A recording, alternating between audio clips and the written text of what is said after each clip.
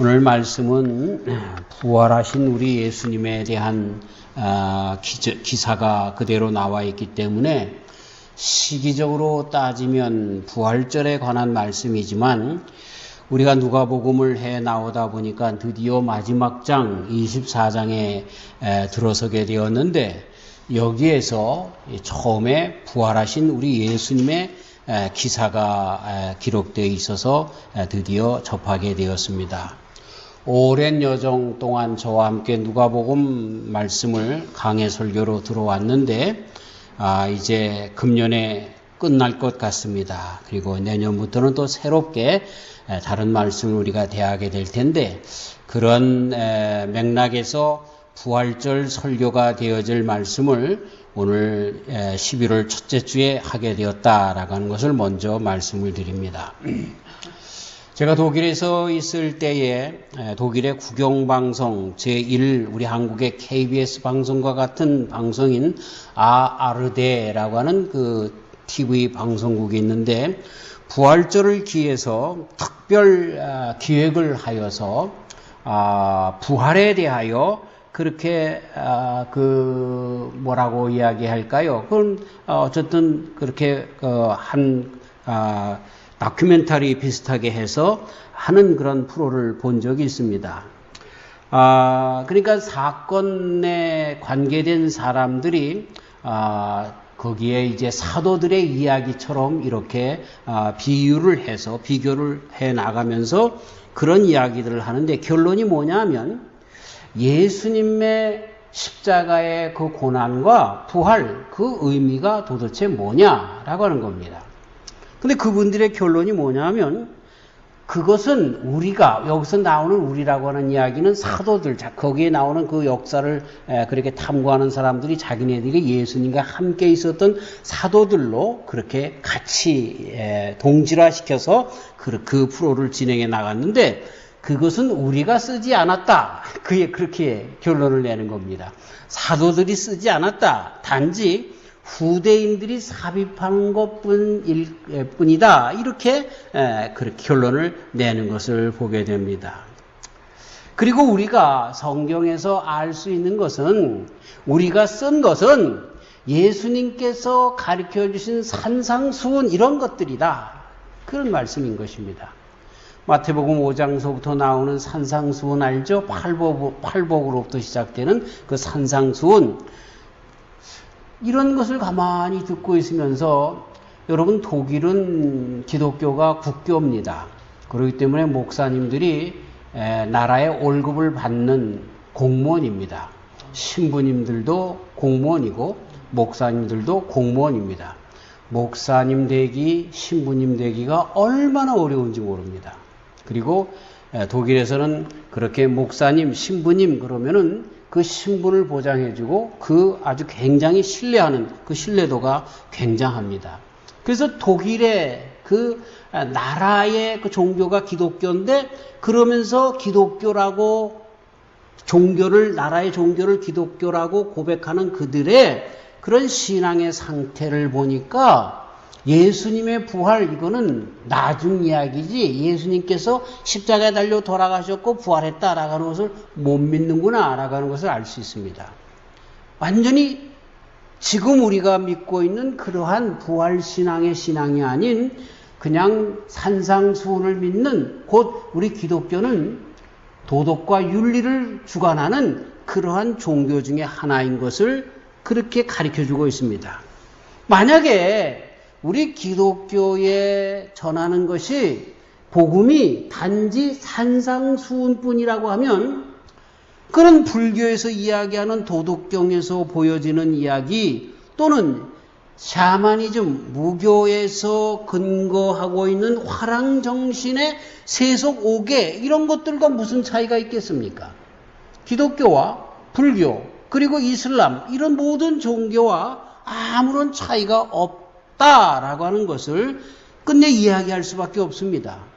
그래서 종교 다원주의 속에서 구원은 기독교에만 있는 것이 아니라 불교에도 있고 유교에도 있고 샤머니즘에도 있고 모든 데 다 있다라고 주장할 수밖에 없는 그런 데까지 우리들의 믿음을 할 수밖에 없는 그러한 일이 되어진다라고 하는 것을 알 수가 있는 거죠. 성서는 한편으로는 모든 일들을요, 이렇게 그 뜻의 의미, 교훈 이런 걸로 설명할 수가 있는 것이죠. 특별히 설명하기 어려운 일들, 오늘 부활에 대한 이야기를 하는데 사람이 죽었다가 4일 만에 다시 부활했어? 다시 소생했어? 라고 하는 이런 이야기들, 이건 우리 예수님의 이야기뿐만 아니라 죽었던 나사로가 소생했잖아요. 죽어서 냄새 난다라고 그렇게 그 주변의 사람들이 다 이야기한 그 시체가 다 썩어져 들어가는데도 그가 예수님의 그러한 그 명령에 따라서 다시 소생, 삶으로 다시 환원되었잖아요. 이런 이야기들을 믿을 수 없기 때문에, 인간적으로, 과학적으로, 합리적으로 설명할 수 없기 때문에 이런 기적들은 그냥 어떤 의미가 있는 걸로만 전달하는 그러한 뭐라고 할까요? 그런 걸로만 다 역사적인 사건이라기보다는 그걸 해석해서 해석만 남긴다라고 하는 그러한 생각들로 기독교를 많이 완화시켜 버렸습니다. 참 너무나 많은 그러한 힘이 없는 종교가 된 거죠. 그러니까 예를 들어서 엘리야가 병거 타고 하늘로 올라갔다는 이야기도 없는 거예요.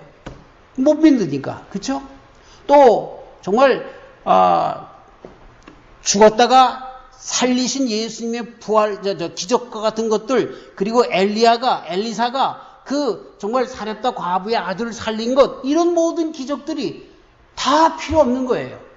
그거 없어도 성경은 충분한 가치가 있다라고 해서 도덕적으로, 철학적으로, 교육적으로 필요한 것들만 우리가 그렇게 이해할 것이고, 이러한 것들은 거기에서 어떤 해석을 필요로 하는 그러한 그 부분들이지 역사적인 사건은 아니었다, 이렇게 치부해 버리는 겁니다. 좀 너무한 것 같지 않아요? 그렇죠? 너무한 것 같지 않아요? 예를 들어서 우리가 학교 다닐 때 청량리에 있는 대왕 코너가 불이 났단 말이에요. 자, 그 불이 났는데 그걸 이제 2000년이 지났어요. 이 불이 난 사건이 사건이었잖아요. 사건. 있었단 말이에요. 그 팩트란 말이에요. 그런데 2000년이 지난 다음에 얼마나 이 모든 과학이 발달되었는지 불이 날 수가 없는 거예요. 그때 되면은 불이 날 수가 없는 거예요. 왜? 이 모든 전기줄이나 이런 것들이 불 나기 전에 벌써 자기네들이 차단을 시켜버린든가, 이런 과학적인 모든 것들이 되어서 그때에 2000년이 지난 다음에 그렇게 대왕 코너 불이 나서 많은 사람이 죽었대. 또는 9.11 사건이 나서 비행기가 와서 거기 떨어져가지고 정말 쌍둥이 빌딩이 다 폭파됐대. 이런 사건 자체가 있었잖아요. 근데 2000년이 지나서 그 사건은 묵사하고 불조심하라는 이야기야. 그걸로 끝난다고 하면 얼마나 허망하겠습니까? 무슨 얘기인지 아시겠죠? 하나님의 말씀, 모세를 통하여 10가지 재앙이 애굽 땅에 있었고 홍해바다가 갈라졌고 광야에서 40년 동안 살았고 하는 이런 모든 기적의 이야기들을 2000년이 지났다고, 5000년이 지났다고, 에이 말도 안 되는 소리야, 이렇게 그런 모든 기적과 같은 이야기들을 다 무시하기가 너무너무나 오히려 더 그 기적들을 인정하는 것보다 힘든 사건이라는 이야기입니다. 좀 쓸데없는 이야기 같지만 우리가 이 부활을 대하는 우리들의 생각이 다시 한번 조금 과학이 합리적으로 생각하는 이 세대의 그런 모든 세대 속에서 이해되어지지 못하기에 믿어지지 않는다라고 할지라도 다시 한번 우리는 그 사건이라고 하는 그 자체에 예수님께서 부활했다라고 하는 그런 사건, 그것을 완전히 믿는 믿음에서 우리들의 신앙을 출발할 수 있어야 하는 것입니다. 그렇지 않으면 우리 기독교의 신앙의 힘은, 그 빛은, 힘을 다 잊어버리고 마는 것입니다. 바울 사도님이 얼마나 구약에 대하여 정통한 사람인지 모릅니다. 근데 그 사람이 완전히 헷가닥 바뀌어서 주님을 위하여 살아가는 삶으로 헌신했는 줄 압니까? 그거는 부활하신 예수님을 만났기 때문에 가능하게 된 거예요. 어떻게 우리가 세상에 살면서 완전히 우리의 삶을 확 바꿔서 주님 앞에 신실한 종으로 살아갈 수 있을까요? 그거는요, 도덕적으로 많이, 철학적으로 많이 그 말씀을 대하기 때문에가 아니라 내가 우리 주님, 부활하신 주님을 만나기 때문에 가능하게 되어지는 것입니다. 아멘. 할렐루야. 아멘. 도덕을 많이, 그렇게 철학을 많이 안다고 해서 세상에 좀 이렇게 다른 사람들보다 의젓하게 도덕적으로 그렇게 살 수는 있겠지만, 그러나 진정한 신앙 안에서 목에 칼이 들어오고 총이 들어온다 할지라도 예수님 내 구주라고 고백할 수 있는 고백은 부활하신 주님을 만난 자들, 그리고 부활하신 주님을 믿는 자들은 부활하신 주님처럼 부활할 수 있다라고 하는 것을 확실하게 믿는 사람들, 그건 예수님을 만난 사람만 그렇게 된다는 거예요. 사랑하는 성도 여러분, 저와 우리 성도님들이 우리 부활하신 예수님을 바로 만나는, 그냥 해석으로 예수님 잘 믿으면 부활한다는, 좋은 일이 생긴다는, 그렇게 사탕발림식으로 잘못된 해석을 한 그런 잘못된 신앙으로 나가는 것이 아니라 분명히 예수님 부활하셨고 나도 믿으면 그렇게 부활했어, 죽어도 정말 다시 살고 무릇 죽지 아니하면 영원히 살게 되어지는 그런 복 가운데 나간다라고 하는 예수님의 말씀처럼 온전히 서는 그런 참다운 신앙의 사람들이 다 되시기를 주님의 이름으로 축원합니다. 부활에는 해석이 필요 없어요. 역사적인 사건이에요. 네, 역사적인 사건이에요. 그래서 우리는 그 주님을 만나야 합니다. 그 주님을 만나지 못한 사람들이 쓸데없이 이렇게 저렇게 얘기를 하는 겁니다. 참 확신이 없고 신앙이 없는 사람들은 별말을 다 하는 거죠. 네. 제가 대학에 가면서 이제 일반 대학에 가서 어떤 사람들 만나서 전도합니다. 그럼 그 사람이 많은 질문을 합니다. 그럼 질문들을 다 이야기합니다. 사실 얘기하는 것처럼요, 이 부활의 문제 같이 이런 문제들은요, 끝내는 믿음으로만 대답할 수밖에 없어요. 믿음으로만. 그런데 그것 말고도 다른 모든 것들 보면은 성경의 역사와 세계사의 역사들이 너무나 많이 같기 때문에 이런 이야기들을 쭉 풀어가면서 이야기를 하면 이 양반이요, 끝까지 저에게 뭘 걸려고 또 자꾸만 다른 것들 물어보고, 그거 대답해주면 또 다른 거 물어보고 참 그래서 힘든, 그리고 마지막에는 어떻게 동정녀 마리아에서 아기가 날 수 있단 말인가 라고 하는 이야기들, 또 죽은 사람이 어떻게 산단 말인가, 이런 비과학적이다고 하는 이야기로 끝내 덤탱이를 씌우려고 하는 그런 것으로 끝나는 것을 보게 됩니다. 믿으려고 하는 사람이 아니기 때문에 그런 사람들은 이런 것으로 끝까지 기독교의 잘못이라고 그렇게 주장하는 자들을 만나게 됩니다. 부활하신 우리 예수님에 대한 신앙도 마찬가지입니다. 믿지 않으려고 하는 자들이 자꾸만 구실을 찾아서 하는 것이지만, 믿는 우리들에게는요, 부활하신 예수님 믿는 거 너무너무나 당연한 거고 쉬운 겁니다. 할렐루야. 아멘. 부활하신 예수님 믿죠? 아멘. 아멘. 부활하신 예수님이 아닌데 그 예수님을 믿으라고 그러면은 그거 믿지 마세요. 부활하셨기 때문에 우리는 예수님을 믿는 거예요. 그분이 바로 하나님 아니에요? 예? 죽음에서 승리하신 분이 바로 하나님 아니세요? 그러니까 우리가 예수님을 믿는 거예요. 얼마나 아주 당연한지 몰라요. 신앙으로 나가는 아주 당연한 길이에요. 자, 이런 때에 우리는 부활하신 주님을 만난 사람들처럼 우리도 다시 한번 우리 주님을 분명히 만나야 되겠다라고 하는 것입니다. 몇 사람의 예를 여기서 들려고 합니다. 첫 번째, 여기 나온 맨 처음에 부활하신 예수님을 만난 자들은 막달라 마리아를 비롯해서 여인들이 제일 처음 부활하신 예수님을 만납니다. 물론 맨 처음엔 가서 빈 무덤을 만났지만 나중에, 그쵸? 끝까지 무덤가에서 배회하는 그들에게 우리 예수님께서 먼저 만나주시는 것을 보게 됩니다. 그 중에서 처음 예수님을 만난 자가 막달라 마리아라고 하는 여인인 것입니다.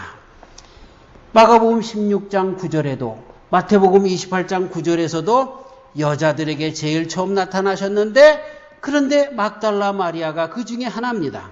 막달라 마리아가 어떤 여인입니까? 누가복음 8장 2절에, 마가복음의 19장 9절에 맨 처음에 예수님을 만날 때 소개할 때 보니까 7 귀신에게 노임을 받은 자다라고 하는 그러한 말로 써 있습니다. 어떤 분은 이분이 요한복음에서 가늠하다 현장에서 잡혀서 돌팔매질 당해 죽을 뻔했던 그러한 여인이 바로 그 7 귀신 들렸던 여인이라고 하는 막달라 여인일 것이다, 마리아일 것이다 라고 하는 그러한 해석도 하고 있는데, 그거는 어쨌든 추측이고 분명한 것은 7 귀신에서 노임을 받은 자다라고 기록하고 있습니다.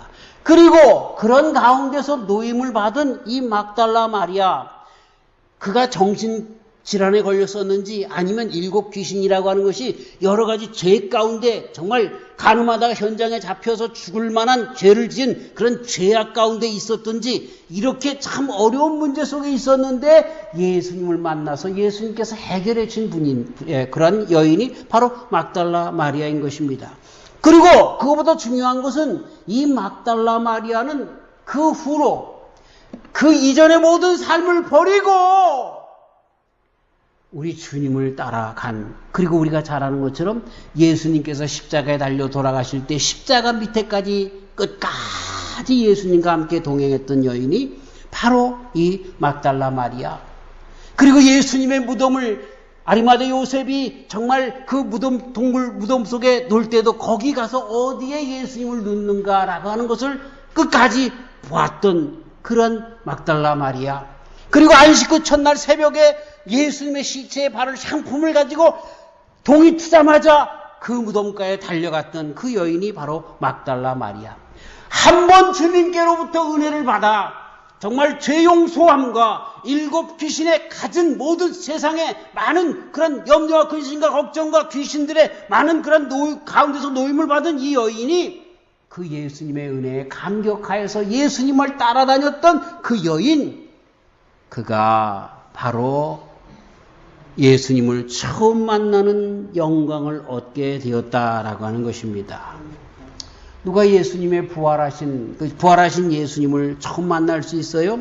막달라 마리아와 같은 자입니다. 막달라 마리아는 어떤 사람이에요? 예수님에 대한 사랑과 열정, 헌신, 이것이 충만한 사람, 그 사람이 바로 막달라 마리아였다라고 하는 거죠. 그 사람이 예수님의 부활을 맛보게 되는 첫 영광을 누리게 되는 거예요.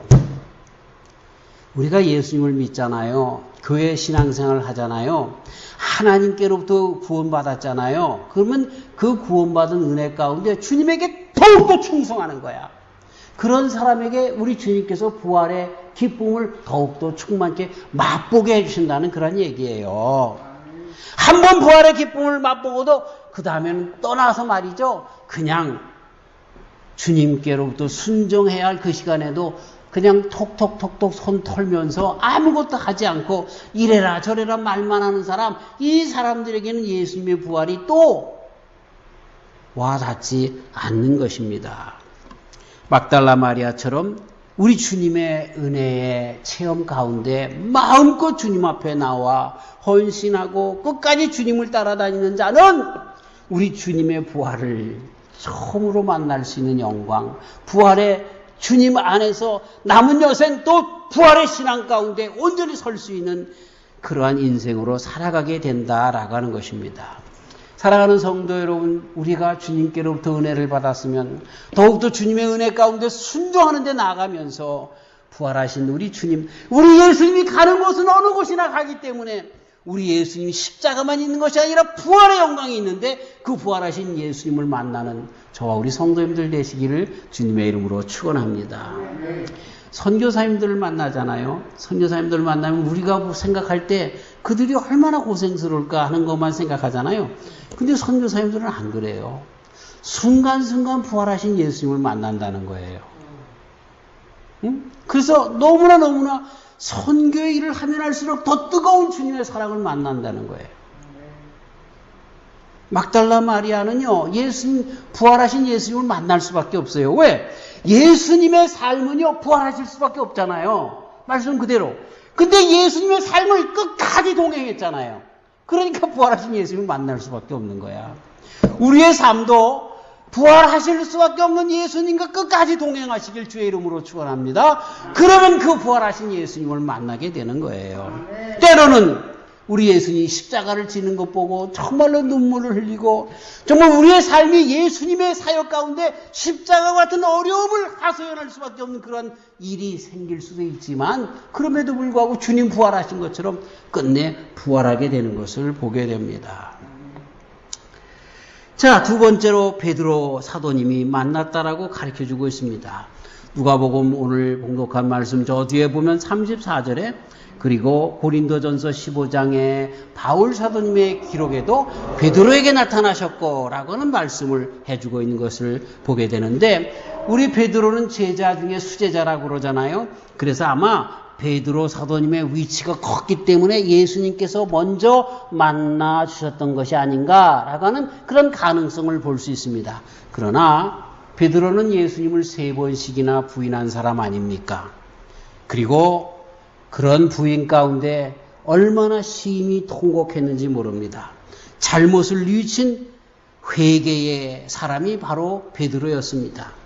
여기서 자기가 무능하고 자기가 부족하고 자기가 예수님을 팔아넘기진 않았지만 부인했고 이런 마음의 죄책감을 가지고 정말 자증오의 단계까지 나아가 하나님 앞에 정말로 통곡했던 이 베드로, 전적 자기를 포기한 상태의 베드로에게 우리 주님께서 나타나 보여주시며 용서와 화해를 위해 만나주시는 그러한 주님이신 것을 보게 됩니다. 부활하신 예수님을 만나는 자들이 누구냐 하면 진정 마음 가운데 참회하고 나의 부족함을 주님 앞에 고백하고 주님 앞에 나아오는 자들, 그들이 진정 회개한 그런 영혼 가운데 그들이 진정 예수님을 만나게 되는 것을 가르쳐주고 있습니다. 곧 정말 부활하신 예수님을 만나려고 하는 사람들은요, 회개하는 사람들만 만날 수 있어요. 만날 수 있어요. 아까 얘기하는 것처럼 그 대학생처럼 꼬치꼬치 따지고 묻고 하는 사람들, 그러면서 그 가운데 모든 삶 가운데 죄악은 넣지도 않고 뒤로 죄의 호박씨만 까는 사람들, 그 사람들은요, 암만 얘기해도 예수님의 부활이 믿겨지지 않는 거예요. 그거 무슨 학적으로 못 믿어서 그런 것도 아니라 자기가 죄인이기 때문에 부활하신 주님을 믿을 수 없게 되는 것입니다. 우리 베드로가 우리 주님 부활하신 주님을 만날 수 있었던 것은 그가 회개하였기 때문에 만날 수 있다라는 것을 잊어서는 안 되는 것입니다.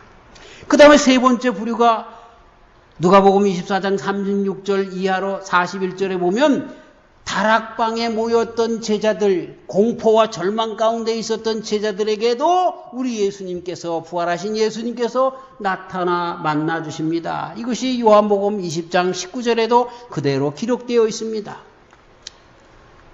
정말 뭐라고 할까요? 우리 사람들이 잘 나갈 때는요, 우리 주님 안 찾습니다. 잘 될 때는 안 찾아요. 그런데 절망과 낙심과 낙담과 모든 일들이 다 사면초가로 막혀 있는 것 같을 때에 이제는 안 되는구나 라고 할 때에 마지막 순간에 우리 주님밖에 없지라고 고백하면서 주님을 만나게 된다라고 하는 것입니다. 베드로라고 하는 사람 또 다시 한번 예를 들면요, 그 제자들 중에 한 사람이니까요, 그가 얼마나 어부로서 훌륭한 어부였습니까? 정말 그 갈릴리 바다에서 어렸을 때부터 자라난 어부의 DNA를 가지고 그렇게 태어났고 살았던 그런 사람 아닙니까? 근데 밤이 맞도록 고기를 잡아도 없는 거예요. 그때 우리 예수님께서 깊은 곳에 나가서 그물을 던져라 할 때 많은 것을 잡았습니다. 무슨 이야기입니까? 우리 인간이 정말 많은 것을 배우고 닦고 기술이 있고 내 생업이 있고 등등 많은 것으로 살려고 할 때에 모든 것들이 다 형통할 때는요, 우리 주님을 알기 우습게 하는 거죠. 근데 내가 하려고 하는 일들이 내가 어부인데도 내가 전문인인데도 이것이 안 될 때 그것을 막혔을 때에 이건 우리 인간의 한계가 있구나라고 하는 걸 깨닫게 되어질 때 드디어 주님을 찾게 되고 그럴 때 우리 예수님을 만나게 된다는 것입니다.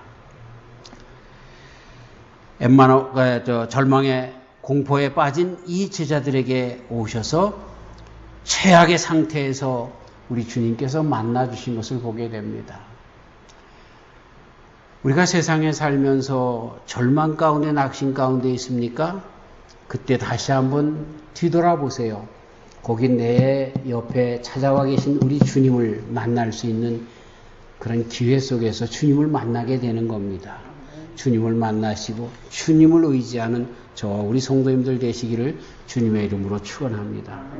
어떤 분이 예수님을 어렸을 때 믿었습니다. 그런데 점점 가면서 공부도 잘하고 대학 교수도 됐고 의사가 되었습니다. 그런데 그 사람이 오히려 암으로 죽게 되었습니다. 아무도 그 사람에 대해서 고칠 수 있는, 자기가 의사인데도 고칠 수가 없게 되었습니다. 늘 믿는 자기 친구와 만나면 신앙적인 싸움만 있었습니다. 너는 잘 알지 못해서 그래. 예수가 그냥 역사 가운데 한 철학자이고 정말 그 소크라테스처럼 그런 훌륭한 사람 중에 하나일지는 모르지만 그러나 그 사람이 무슨 하나님의 아들이야 이렇게 되었던 자가, 그리고 이 사람은 복음으로 정말 그 의사였던 그 친구를 전도하려고 했는데 암만 해도 안 되는데 자기가 그 병 가운데 죽는 겁니다. 마지막 순간에 그가 그 친구를 불러들였습니다. 내가 인간의 지식만 믿고 과학만 믿고 의학을 믿고 여기까지 나왔는데 의사인 내가 다른 사람들의 병을 고쳤다라고 생각하는 내가 내 병 하나 못 고친다네. 나 좀 불쌍히 여겨 하나님께 나를 위해서 기도해 달라고 그렇게 요청을 한 겁니다. 완전히 모든 장기가 다운이 됐는데 그 친구가 그를 위해서 기도했는데, 그리고 그가 진정으로 예수님을 그리스도로 영접했는데 놀랍게도 그때서부터 회복되기 시작해서 살게 되었던 것입니다. 절망 가운데 예수님을 드디어 만나게 되었던 거죠. 아무리 우리 사람들이요 뭐라고 한다 할지라도요, 정말 과학이 많이 발달되고 능력이 많고 그렇다 할지라도요, 우리 주님 앞에는 아무것도 아니에요. 그렇게 잘 나간다라고 우리가 생각할 때는요, 부활하신 예수님이 눈에 안 차는 거예요. 그렇다고 해서 우리가 죽음 가운데서 나올 수 있는 사람이 하나도 없는데도 말이죠, 그렇게 교만하게 우리 인생을 살아가는 거예요. 빨리 정신 차리고 부활하신 예수님을 붙들고 우리도 주님과 함께 부활하는 데 참여하는 귀한 종들이 다 되시길 주의 이름으로 축원합니다. 그 다음에 네 번째 부류가 엠마오 도상의 두 제자들입니다. 누가복음 24장 13절 이하에 나오는 말씀 가운데 나오는데, 이 엠마오 도상에 가는 두 제자에게 어떤 낯선 사람이 와서 무엇 때문에 당신들이 그렇게 고민을 하면서 수심이 가득 차서 이야기합니까? 근데 예수님이 돌아가셨는데 어떤 사람들이 부활했다라고 하는데 도저히 그게 믿어지지 않습니다. 예수님께서 그들과 함께 가면서 성경에 있는 이야기들을 잘 풀어주기 시작합니다. 그랬는데 나중에 보니까 어떤 곳에 가서 이제 음식을 먹으면서 나눠주니까 바로 그분이 예수님인 줄 알았습니다. 예수님께서 그 제자들에게 하나님의 말씀을 밝히 풀어주니 부활하신 예수님을 만나게 되었다라고 하는 것이죠. 우리가 어떻게 해야 세상에 살면서 부활하신 예수님을 만날 수 있습니까? 하나님의 말씀을 늘 대할 때에 부활하신 예수님을 만날 수 있습니다. 제발 저와 우리 성도님들이 늘 하나님의 말씀을 사랑하는 그러한 귀한 종들 되시길 바랍니다. 하나님의 말씀을 읽어 나가다 보면은요, 막 힘이 생기는 거야. 할렐루야! 회개할 게 생각이 나는 거야. 막 회개하게 되고 또 하나님의 말씀대로 의지하게 되고, 아무것도 염려하지 말고 오직 모든 일에 너희 구할 것을 감사함으로 하나님께 아뢰라. 그러면 모든 지각에 뛰어나신 하나님의 모든 함께 하심이 정말 하나님께서 주시는 그 평강, 그리스도 예수님 안에서 너의 마음과 생각을 지키신다. 이런 말씀 읽을 때마다 말이죠, 막 힘이 생기는 거야. 야, 두드려라, 열린다. 찾으라, 찾을 것이다. 구하라, 주실 것이다.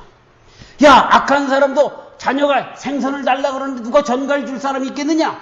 근데 전하신 하나님께서 구하는데 그거 안 주겠느냐? 이런 말씀을 읽으면 힘이 막 나는 거야, 막 나는 거야. 부활하신 예수님의 말씀을 읽을 때마다 아, 그래, 예수님 부활하셨지. 나도 예수님처럼 부활하지. 이 세상이 없어진다 할지라도, 내가 죽는다 할지라도 나는 주님과 함께 부활하지. 이게 다 말씀 가운데 있어서요, 말씀을 읽는 데마다 그런 힘이 생기는 거예요. 할렐루야. 예. 그 다음에 마지막으로 한 부류가 나오는데 의심하는 자애들까지 나오는 것을 보게 됩니다. 우리 마태복음 28장 마지막에 보면 정말 우리 주님께서 그렇게 그 승천하실 때, 또 사도행전 1장에 있는 말씀 가운데 보면 그 마지막 말씀을 줄 때 거기에 아주 기가 막힌 말씀이 있는데 오히려 의심하는 자도 있더라라고 하는 말씀이 있습니다. 오히려 의심하는. 그러니까 예배당에 와서 많이 예배드려도 거기도 아직도 의심하는 사람들이 있다는 거예요. 제발 좀 빨리 의심을 떨쳐버리고 믿음으로 갈아타시길 주의 이름으로 축원합니다. 근데요, 더 은혜스러운 것은 그런 의심하는 자에게까지 우리 주님께서 오셔서 만나주신다는 거예요. 부활하신 주님께서. 여러분, 의심의 대명사가 누굽니까? 도마 아닙니까? 도마. 도마는 맨 처음에 제자들에게 만나주실 때 도마가 거기 없었어요. 그랬더니 우리가 주님을, 부활하신 주님을 만났다 그랬더니 에이, 사람이 죽었다가 어떻게 살 수 있어? 나는 그 예수님 보면 그 손에 못자국, 그리고 이 옆구리에 창자국 만져보지 않고는 내가 못 믿어. 그렇게 얘기했지 않았습니까? 그래서 예수님이 또 다른 제자들과 있을 때, 도마도 있을 때 만나 주었습니다. 그랬더니 도마에게 손을 내보이시면서 옆구리를 보여주시면서 손에 못자국, 옆구리에 창자국을 만져보고 믿음 없는 자가 되지 말고 믿는 자가 되라, 이렇게 이야기를 했습니다. 도마에게까지, 의심 많은 도마에게까지 나타난 것을 보게 됩니다. 여러분, 예수님의 형제가 네 형제가 있었습니다. 그런데 이 네 형제들이 예수님을 알기를 우습게 알았습니다. 미치광이로 알았습니다. 죄송합니다. 그래서 예수님께서 이 회당에서 가르칠 때마다 어머니와 함께 그 예수님 끌어내리려고 왔던 것 성경에 기록되어 있잖아요. 근데 고린도전서 15장에 보니까 부활하신 그 예수님을 야고보 장로님이 만났습니다. 야고보, 정말 그 예수님의 제자 중에 야고보가 아니라 야고보, 예수님의 젖동생이었던, 그런 동생이었던 그 야고보, 그분이 야고보 장로님, 초대교회 기둥 아닙니까? 부활하신 예수님을 만나는 것을 보게 됩니다. 그가 의심했는지 모르지만 그러나 부활하신 우리 주님을 만난 것을 보게 됩니다. 그리고 예수님을 반대했던 바울이었던 그 사람까지도 우리 주님은 만나 주신 것을 보게 됩니다. 그런데요, 이 모든 세 가지 사람, 부류의 사람들, 도마에게 있어서나 그 형제 야고보나 유다, 시몬과 같은 사람들, 그리고 또 바울과 같은 사람들까지도 보면 그들에게 한 가지 공통점이 있습니다. 그 공통점이 뭐냐면 의심을 해서 끝까지 의심을 위한 의심이 아니라 그랬으면 좋겠다, 예수님이 부활했으면 얼마나 좋을까라고 하는 그 마음 가운데 반신반의하는 의심이라고 하는, 그냥 무조건 의심하기 위한 의심이 아니라 믿고 싶지만 믿어지지 않는 것에 대한 의심인 거예요. 예를 들어 이런 겁니다. 우리 아들이 있는데 전쟁터에 나갔어요. 저 이라크가 전쟁하는데, 아프가니스탄에 전쟁하는데 미군으로 가서 갔단 말이에요. 근데 통보가 왔어요. 전보가 왔어요. 당신 아들이 전쟁에서 죽었습니다. 그리고 한 함이 왔는데 거기에 머리카락만 잘려가지고 있는 그런 것. 전쟁터에서 그래서 지체를 찾을 수가 없어서 미리 전쟁터에 나가기 전에 머리카락 잘라놓은 것을 보내온 거예요. 저도 군대 가니까 제가 해병대 적인데 저 머리카락을 잘라서 보관해 두더라고요. 예, 그래서 무슨 일이 생기면 그거 이제 시체를 못 찾으면 이제 그거를 이제 부모들에게 보내는 거죠. 그러고 받았단 말이에요. 그러니까 맨 처음에 죽었는 줄 알았잖아, 그 아이가. 근데 어느 날 갑자기 어머니 저 왔어요 이렇게 불쑥 들어오는 거예요. 믿어지겠어요? 그런 것과 마찬가지예요. 도마가 예수님께서 부활하셨으면 좋겠어, 살았으면 좋겠어. 그런데 사람의 생각의 한계는요, 못 믿는 거야. 그 전에 막달라 마리아도 못 믿었던 것처럼, 베드로도 못 믿었던 것처럼, 에마의 부상의 그런 사람들도 못 믿었던 것처럼 믿을 수가 없는 거죠. 그러나 속 사람 가운데는 뭐예요? 그랬으면 얼마나 좋은가, 예수님이 부활했으면 얼마나 좋은가 라고 하는 그런 마음 가운데 있었던 바울 사도님이 예수님을 믿는 사람들을 잡아 죽였어요. 근데 그들이 죽어가면서 부활하신 예수님을 만난 사람들이기 때문에 죽어가면서도 그 얼굴에 환한 것이 있는 거예요. 스테반 집사님이 돌로 맞아 죽어가는데도 그 얼굴이 환하게 영안이 뚫려서 우리 하나님께서 계시고 예수님께서 그 우편에 계시고 천사들이 정말로 옥면에 서 있는 것을 바라보면서 정말로 할렐루야 하며 죽어간단 말이죠. 바울 사도님이 돌을 던지면서 그걸 보는 거예요. 야, 예수님이 어떤 분이길래 저렇게 고통 중에 죽어가면서 죽음을 두려워하지 않는가. 이게 마음 가운데 숙제가 된 거예요. 그러한 의심하는 자들, 그렇게 정말 진리를 찾아, 정말 예수님을 찾아 의심이라고 표현된 것 되었는데 정말 간곡히 주님을 만나기를 바라는 자들, 그들이 부활하신 예수님을 만난다라고 하는 것을 우리는 알 수가 있는 것입니다. 사랑하는 성도 여러분, 부활하신 예수님을 만나기 위해서 힘을 다해서 우리 주님 만나기를 힘쓰는 저와 우리 성도님들 되시길 주의 이름으로 축원합니다. 그럼 우리 주님을 만날 수 있습니다. 그리고 주님을 만나면 우리의 삶이 달라집니다.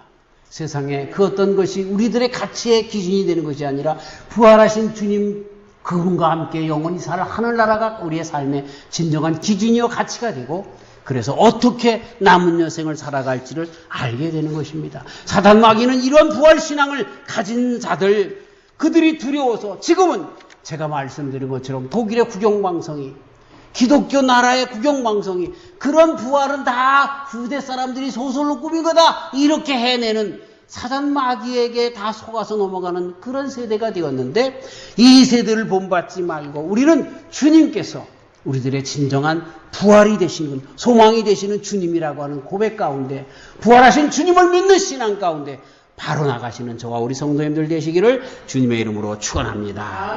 하나님 감사합니다. 이 세대가 마지막 세대가 되어지기 때문에 사단 마귀가 이런 방법 저런 방법을 총동원합니다. 성경을 너희들이 믿어라. 그렇지만 부활하신 예수님 그건 말도 안 되는 얘기니까 믿지 말아라. 이렇게 예수님에 대한 신앙조차도 타종교에서의 도덕과 철학, 이런 교육, 이런 것들에 한정시켜서 우리 기독교도 그런 종교의 하나처럼 그렇게 다 종교 사회 속에서 이렇게 모든 신앙들을 죽여가고 있습니다. 주님 이런 때에 다시 한번 부활신앙으로 우리가 바로 서게 하여 주시고, 누가 뭐라 해도 예수님 부활하셨고 나도 그 부활하신 예수님을 만났고 그 예수님 부활하신 것처럼 나도 예수님을 믿기 때문에 부활한다라고 하는 확실한 신앙 가운데서는 저희들에게 축복하여 주시옵소서. 이것을 어떠한 해석상으로만 그렇게 놓아놓는 그런 어리석은 저희들이 아니라 믿음 가운데서 부활신앙으로 온전히 나가는 저희들 되게 하여 주시옵소서. 우리가 이 세대의 기독교인들이 가져야 될 것이 분명한 부활신앙인데 하나님 이 부활신앙을 갖는 우리 모두가 되게 하여 주시옵소서. 예수님의 이름으로 기도하옵나이다. 아멘.